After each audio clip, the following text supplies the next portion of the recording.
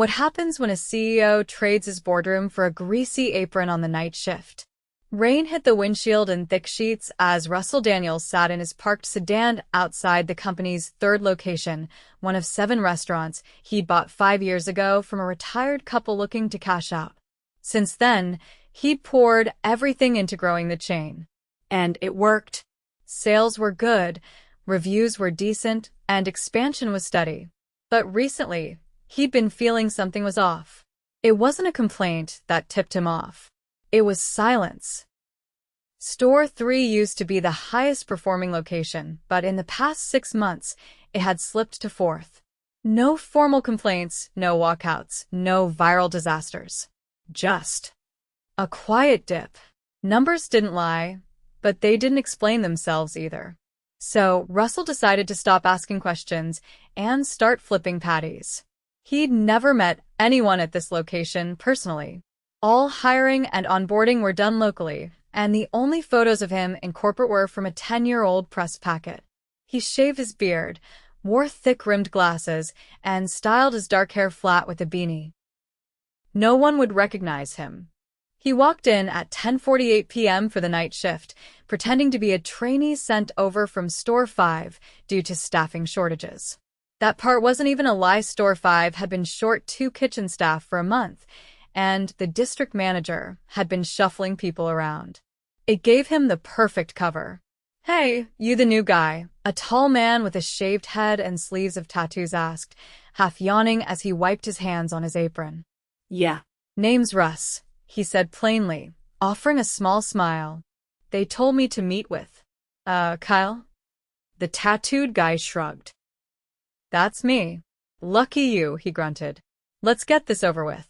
Inside the kitchen, the air was thick with heat, oil, and tension. There were only 2 other people working, a short-haired woman at the grill and a quiet guy assembling orders at the prep station. "This is Harlow Grill. That's Jamal, packing and fries. You're cleaning and dishes," Kyle barked. "No slacking. I don't babysit." Russell nodded and followed instructions. For the next hour, he kept his head down and worked. Harlow barely said a word, focused and fast. Jamal moved like he'd done this 1,000 times. Kyle, meanwhile, paced more than he cooked, shouting orders and occasionally stepping outside to take personal calls. Around midnight, the first real wave hit. Delivery orders stacked up fast. Russell started noticing something weird. One bag was packed, sealed, and placed in the ready lane. Then 5 minutes later, Kyle would walk by, snatch it, and replace it with a different bag. Same order number, different contents. The first time, Russell thought maybe it was a mistake. The second time, he watched closer. Kyle pulled aside 2 burgers, replaced them with cheaper, smaller patties, and rebagged the order. Russell blinked. Did he just watch a supervisor swap meals? He kept washing dishes, pretending not to see. But his stomach turned. It happened again and again. 3 times in 30 minutes. Kyle rerouted meals, always during busy periods, when no one would notice. And he kept the swapped-out food in a separate pan under the counter. "Hey," Harlow muttered, sliding next to him while flipping a patty. "You see that crap too?" Russell glanced at her. "What?" She gave him a sideways look. "Don't play dumb. Kyle's been pulling that stunt for months." "Why?" "Extra food gets resold. He swaps the full order with cheaper stuff, keeps the good stuff, and charges walk-ins under the table when the lobby's empty. Most drivers don't check the food anyway, and customers just blame the app." Russell clenched his jaw. "Why hasn't anyone said anything?" She gave a bitter laugh. "To who? The district guy barely shows up, and Kyle's got dirt on half the staff. Jamal tried talking last month. Kyle cut his hours in half and told him if he wanted more, he better keep quiet." Russell looked over at Jamal. The guy wouldn't even look up. He felt sick. Not just from what Kyle was doing, but from himself. How had this gone on under his nose? He stayed quiet, watching Kyle swap out 2 more bags before one of the delivery drivers finally said something. "Hey, this ain't what the customer ordered." the driver said, holding up a bag. They're saying it's missing fries and one burger's wrong. Kyle didn't miss a beat. Tell them to call customer support. We pack what we're told. Russell watched the driver leave, frustrated. At 2 a.m., another batch of orders came in. Kyle waited for the others to be busy, then pulled another switch. This time, Russell stepped forward. Hey, man. That's not the same food from before. Kyle turned slowly. Excuse me? Russell kept his tone calm. I just saw you swap that bag with another one. Kyle stared, eyes narrowing. You must be confused. Stay in your lane, trainee. Harlow glanced over, tense. Jamal froze. Russell didn't push.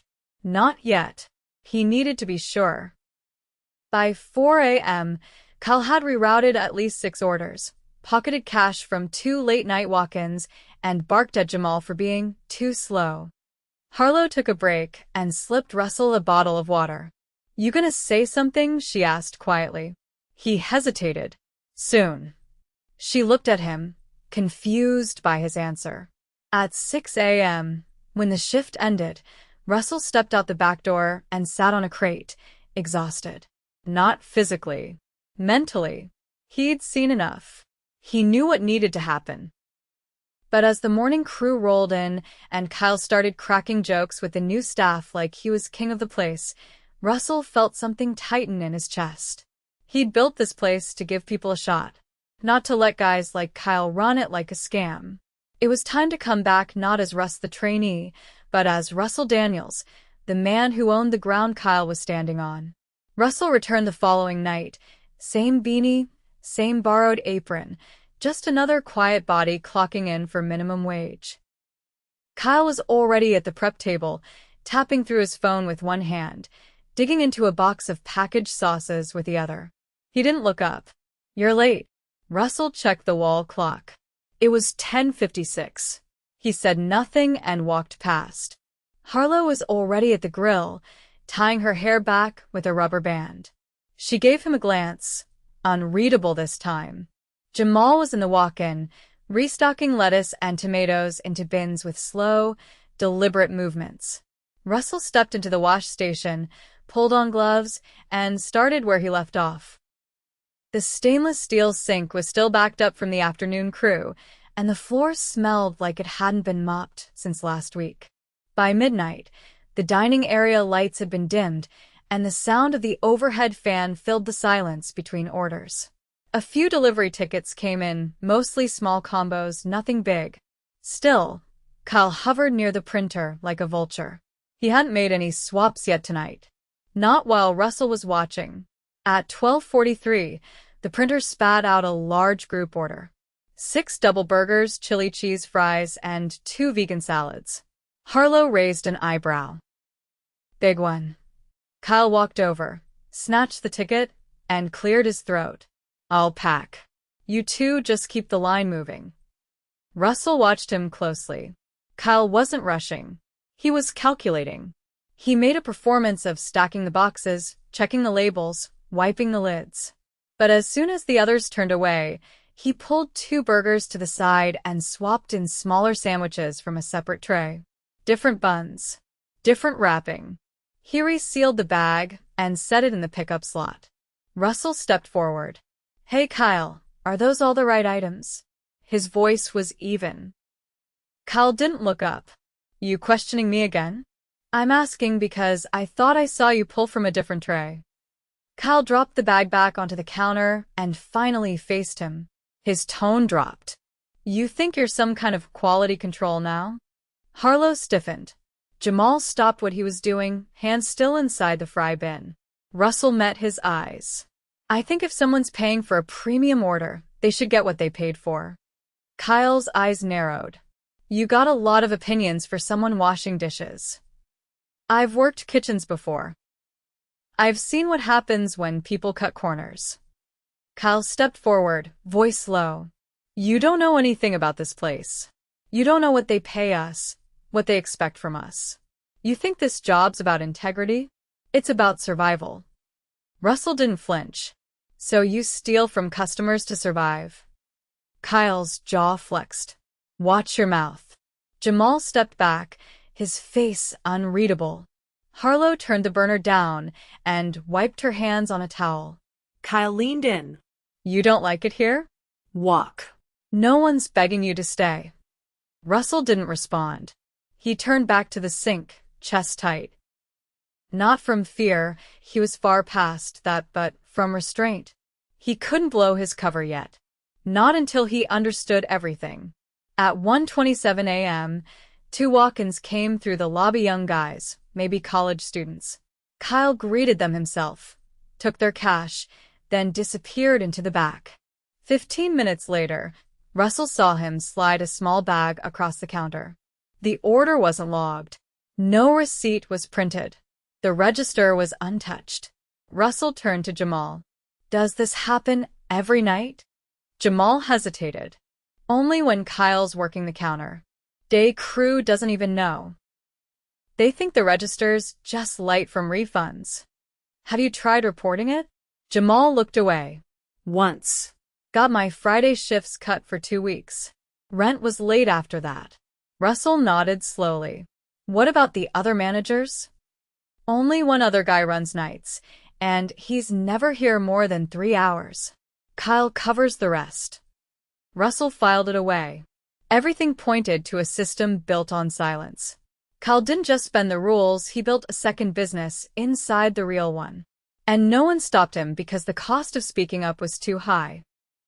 At 3:04 a.m., an older man walked in through the back, delivery uniform, heavy coat, clipboard in hand. He dropped a fresh box of frozen patties and 3 cartons of buns. Kyle greeted him with a casual nod. Russell kept scrubbing, but he watched the exchange from the corner of his eye. The man handed Kyle a small envelope. Kyle slipped it into his apron without checking. Russell caught Jamal's eye. That normal? Jamal shook his head. That guy's not from our supplier. I've seen him bring stuff in before. Off-brand. Always cash. Russell narrowed his eyes. So, he's supplying Kyle directly? Looks like it. Is he using that stuff in customer orders? No. That's his stash. For the off-the-book sales. He keeps it in the dry stock closet. Russell dried his hands and walked to the back, pretending to grab more soap. The dry closet was locked, but the key hung on a hook beside the mop sink. He waited until Kyle stepped outside for a smoke, then opened the door. Inside, behind the cleaning supplies and broken equipment, were 2 crates of off-brand burgers, a box of unlabeled buns, and a roll of plain brown paper bags. Nothing traceable. Nothing official. Russell closed the door, locked it, and returned to the sink. It was enough.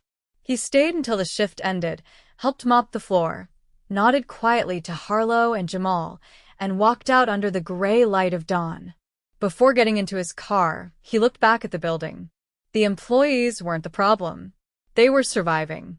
But Kyle had built a system that punished honesty, rewarded theft, and left the company bleeding money and trust. Russell drove to the corporate office, parked in the back, and entered through the side door. His assistant, Andrea, was already there going through invoices. He didn't sit. Call HR. I want full employment files for every third shift staff member at Store 3. And I want the last 6 months of delivery order data cross-referenced with customer complaints. Andrea looked up, startled. What's going on? Something I should have caught months ago. She pulled up the files without asking further. Russell sat down at the desk, removed his beanie, and stared at the wall for a long moment. He'd built this business on the premise that every location would reflect the standards he started with. But standards meant nothing without oversight. He let the system grow on autopilot. And now, it was time to take the wheel back. He picked up the phone. Get me Marcus from Internal Audit. I want a live inventory count at Store 3 by tonight. And tell him to look for anything that doesn't match our supplier contracts. Andrea nodded and started dialing. Russell leaned back. Tomorrow night, he wouldn't be undercover. Tomorrow night, he'd walk in wearing his name badge, and Kyle would have nowhere to hide. The next night, Russell didn't pull into the employee lot.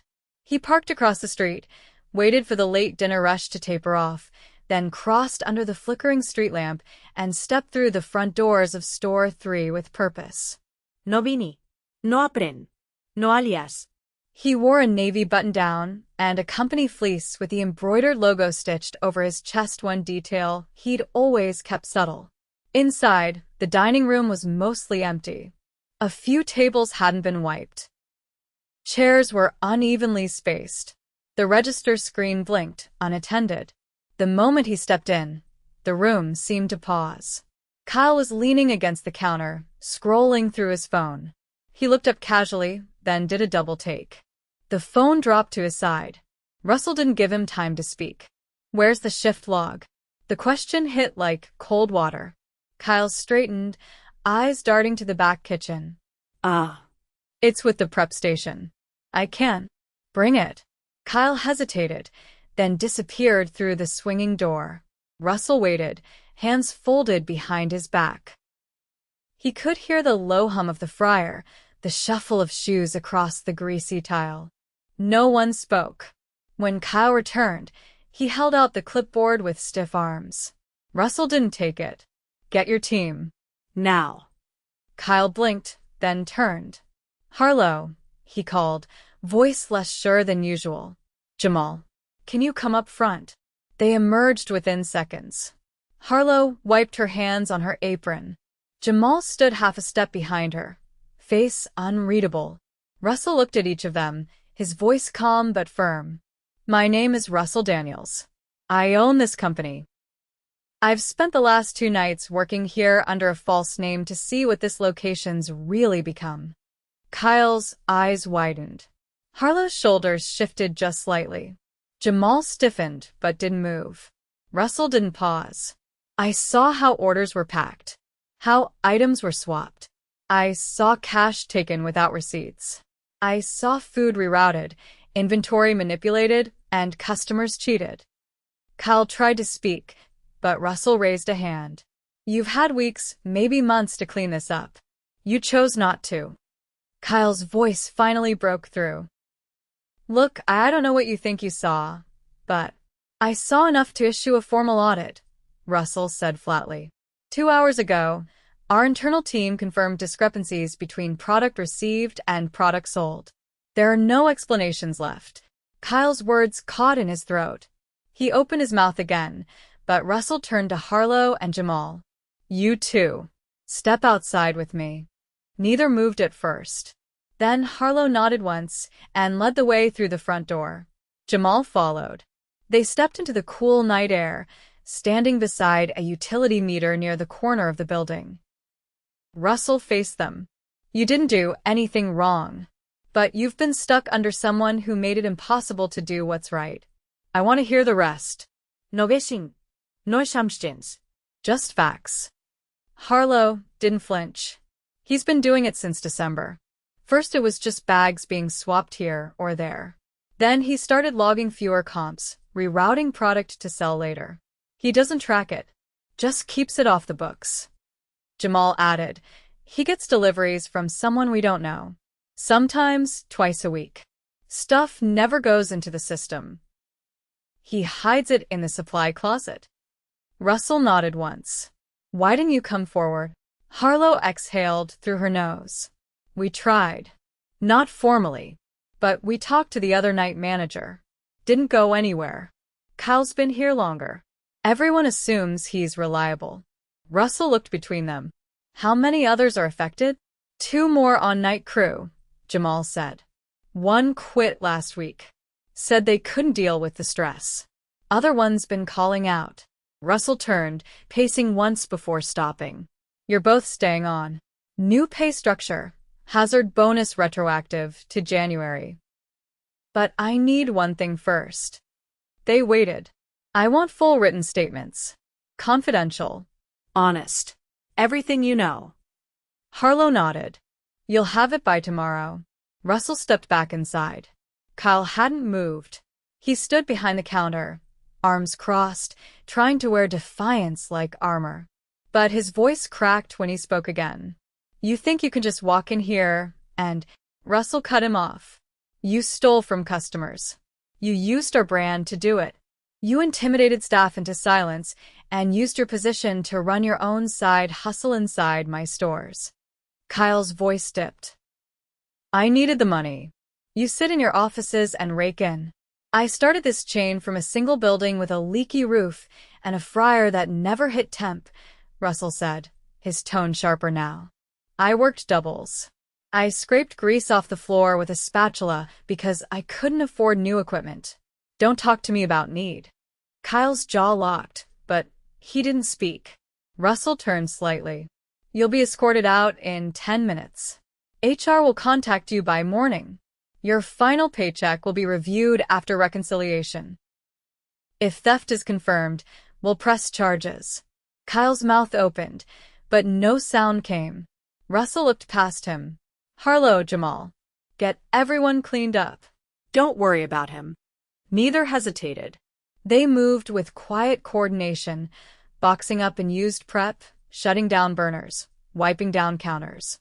Kyle stood frozen, realizing no one was standing with him. Russell stepped outside again, this time dialing Andrea. Put out a hiring notice. We need a new night lead for Store 3. And flag all the other locations for surprise audits in the next 60 days. Andrea didn't ask questions. Russell stayed until the store was fully shut down. The lights flicked off at exactly 4:42 in the morning. Harlow and Jamal walked out together, tired but upright.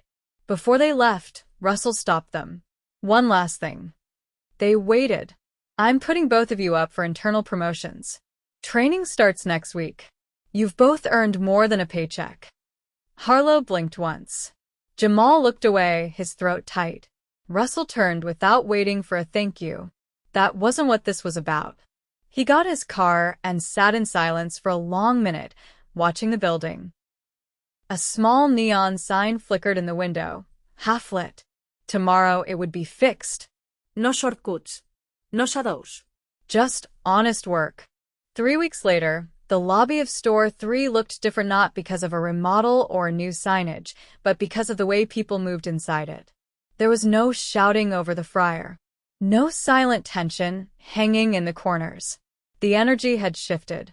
It wasn't perfect, it wouldn't be for a long time, but the rot had been cut out, and that was a start. Russell stood near the front counter, not hidden, not posturing, just watching. He didn't visit with an entourage or schedule a walkthrough with corporate. He came alone, same as the first time, but this time he didn't need a disguise. He was there to see what had taken root after the storm. Harlow was now the acting night lead, though the title hadn't been made permanent yet. She wore a slightly upgraded uniform with a black collar and a fresh name tag, but that wasn't what stood out.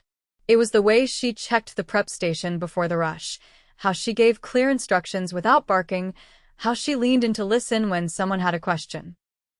She wasn't trying to be in charge, she just was. Jamal moved between stations with practiced calm, but now he made eye contact. He checked order tickets against the bags, confirmed items before sealing them, and even cracked a joke when a soy sauce packet burst in his apron pocket. The new prep hire, a lanky teenager named Luis, laughed so hard he nearly dropped a tray of cups. Russell waited until the lull between dinner and late orders, then stepped into the back. Harlow glanced up from the inventory tablet. I figured you'd show up again, she said, tapping the screen. You've got that look like you're waiting for something to go wrong. I'm not, Russell said. I'm checking to see what's going right. She set the tablet down and leaned against the counter. We're doing the best we can. Got 2 new hires lined up. Luis started this week. Still learning, but he's sharp. Doesn't flinch when it gets loud. Russell nodded toward the tablet. What's the biggest challenge now? Time. Everything backs up if one person calls out. Last night, Jamal ran fry and prep alone for 20 minutes. It's manageable, but not sustainable. Do you feel supported, or just less sabotaged? Harlow gave a dry chuckle. That's a good question. Right now, it's 50-50. But it's the first time in months I don't dread walking in. Russell crossed his arms. We're adjusting the scheduling model. We used to push for lean staffing to hit margins, but the data's outdated. We're going to trial a floor minimum no shift runs with fewer than 4 team members, even if volume's low. That'll help, she said. But it won't fix burnout overnight. I don't expect it to, Russell said. But it's a start. You'll see payroll shifts next week. Bonus structures being tied to team stability, not just efficiency. She raised an eyebrow. You mean if I don't burn people out, I get rewarded? Exactly. We want leaders who can hold a line without breaking people. She picked up the tablet again, but her tone softened. When I started here, I thought kitchens were just places people pass through. Get in, pay rent, get out. This is the first time I've thought about staying.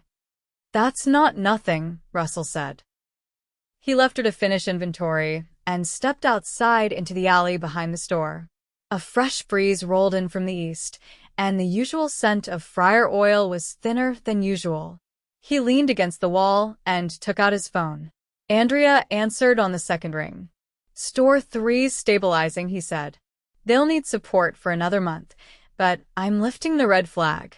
Got it, she said. Want me to update the board? Yes. And move Harlow's name into the candidate pool for permanent lead. She's not perfect, but she's got the right instincts. Noted, Andrea said. Anything else? Yeah. I want you to schedule a staff-wide listening session. No execs. Just hourly employees. We've never done it before, but it's overdue. Andrea didn't respond right away. You want location leads to run them? No, he said. I want neutral facilitators. HR or outside help. People will only speak honestly if they don't think it's performative. I'll start drafting logistics, she said. Russell hung up and slid the phone back into his pocket. The wind shifted again, bringing the sound of distant traffic and the low hum of a delivery van pulling into the lot. He walked back inside just as the dinner-to-late-night transition picked up speed. Luis was now at the drive-through headset, repeating an order back to the customer with surprising clarity for someone so new. Jamal was checking a bag before sealing it. Double cheese, no onions, extra sauce, he said aloud. 1 fry, 1 small shake. Luis handed him the receipt. Says no ice on the shake. I marked it, but just in case. Russell nodded to both of them. Good catch. They didn't react like he was the CEO anymore. That was the real sign of progress. They treated him like someone who was just part of the team, someone who could be useful or in the way depending on what needed doing. He liked that. Later, in the back office, he sat down with the regional operations manager, a woman named Corinne who had been hired after Kyle was let go. She was mid-30s, sharp, with a background in logistics but no sense of entitlement. She held a tablet loaded with reports but didn't open it immediately. I've been to 5 locations this week, she said. Store 3 had the worst numbers a month ago. Now it has the fastest order to window time and the lowest complaint rate. Speed isn't everything, Russell said. No, but consistency is. And this store's finally consistent. You picked the right person to stabilize it. I didn't pick anyone. I just got out of their way, Russell said. Corinne leaned forward. Can I ask something? Why didn't you just fire the whole night crew and start fresh? Because the problem wasn't the crew, he said. It was the system that let bad behavior go unchecked. You don't fix that by wiping the slate, you fix it by listening to the people who've been surviving inside it. She nodded slowly. That's going to take time to scale. I'm not looking for quick wins anymore, Russell said. I want a company that can survive without me hiding in the kitchen. Corinne glanced down at the tablet. Then I've got a proposal. It's not flashy. It's just a better framework for internal reporting. Anonymous submission, automatic escalation once thresholds are hit, and tracking built into our scheduling tool. Do it, he said. And, when it's ready, roll it out company-wide. She left a few moments later, and Russell stayed behind in the quiet office. The walls were bare except for a single laminated poster with food safety guidelines and a clock that ticked just a hair too loudly. He thought back to that first night, the feeling of grease under his nails, the way Kyle had looked through him, the silence from Jamal, the steady, guarded movements from Harlow. That version of the store was gone now. Not vanished overnight, but dismantled piece by piece, with patience and pressure and the kind of accountability that couldn't be faked. He didn't need to go undercover again anytime soon. But he would. Not because he doubted his teams, but because it was too easy to drift back into distance. Success had made him comfortable once. It wouldn't again. Before he left, he wrote a short note on a napkin and taped it to the inside of the dry storage door. If you're afraid to tell the truth here, we've failed you. Fixing that is our job, not yours. Then he walked out the back door and into the night, not as a man who had saved a store, but as someone who had finally started learning how to lead it.